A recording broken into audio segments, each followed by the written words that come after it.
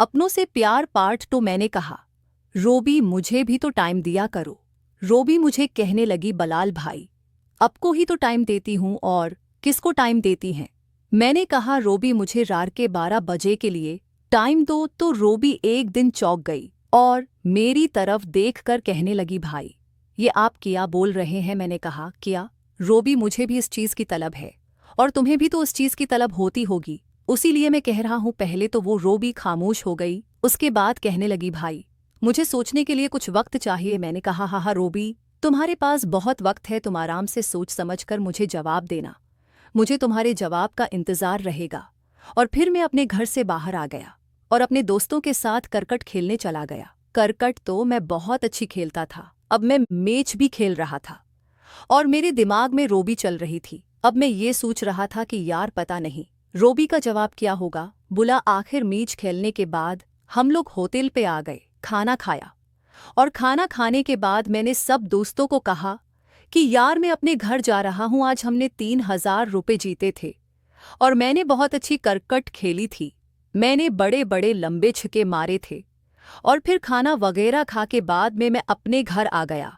मैं जैसे ही घर आया तो मैंने देखा कि रोबी बिल्कुल तैयार होकर घूम रहे थे और मुझे देखकर मुस्कुरा रही थी। अब मैं समझ गया था कि रोबी मेरा ख्याल है कि मान गई है। और फिर उम्मी ने कहा कि बलाल दस्तरखान पर आ जाओ, मैं खाना लगा रही हूँ। मैंने कहा, उम्मी मैं आज बाहर दोस्तों के साथ खाना खाकर आया हूँ, आज हम लोगों ने मैच जीता था तो दोस्तों ने मुझे होटल पर खाना खुला दिया।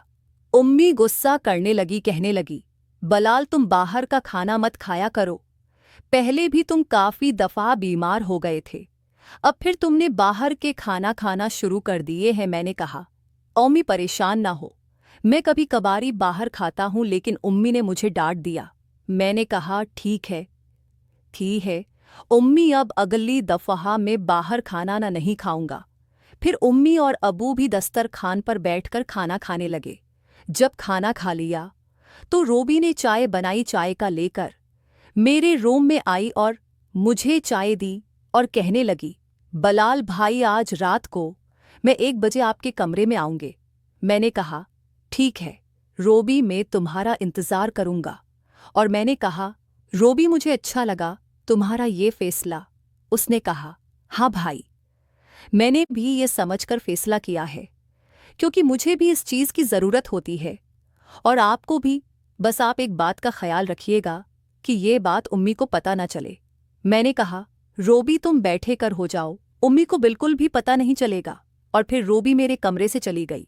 मैंने चाय पीने के बाद लेटकर मोबाइल में वीडियोज़ देखने लगा और फिर पता ही नहीं चला रात के 12 बज गए। 12 बजते ही मेरे दिमाग में रोबी बार बार आ रही थी। मैं बस यही सोच रहा था कि रोबी कब आए और मैं सुकून हासिल करूं।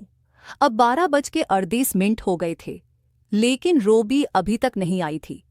अब मैं परेशान भी हो रहा था और बार बार मोबाइल की तरफ देख रहा था कि यहाँ टाइम तो ज़्यादा हो गया है लेकिन अभी तक रोबी आई क्यों नहीं। फिर देखते ही देखते 1 बज गया। अब मेरी टेंशन मज़ीद बढ़ गई थी। मैंने सोचा, यार रोबी ने 1 बजने का बोला था कि आ जाऊंगी, लेकिन अभी तक आई ही नहीं। मेरी नज़र सिर्फ दरवाजे पर टिकी हुई थी। अब 1:38 हो गए थे, यानी 1:30 बज गया था, लेकिन रोबी का कोई उत्ता पता नहीं था।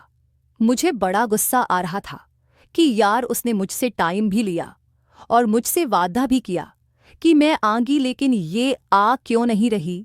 ये सोचते सोचते रात के 2 बज गए थे। अब मुझे बहुत गुस्सा आ रहा था और फिर मैं भी सो गया। सुबह मेरी आँख खुली, मैं सीधा वॉशरूम गया, फ्रेश होकर वापस आया और नाश्ते वाली जगह पर बैठ गया।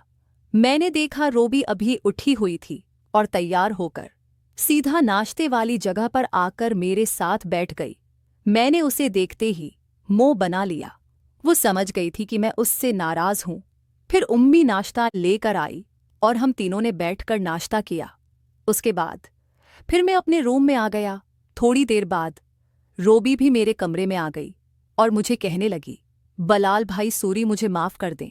वो रात को उम्मी के सिर में बहुत शदीद दर्द था, इसलिए मैं उम्मी के रूम में थी और उनका सिर दबा रही थी। मैं जैसे यटने लगी थी तो उम्मी फ़ौरन कहती थी, रोबी मेरे सिर में दर्द है और दबाओ। मैंने उम्मी को टेबलेट भी खिलाई, लेकिन उम्मी का सिर दर्द ही नहीं जा रहा था।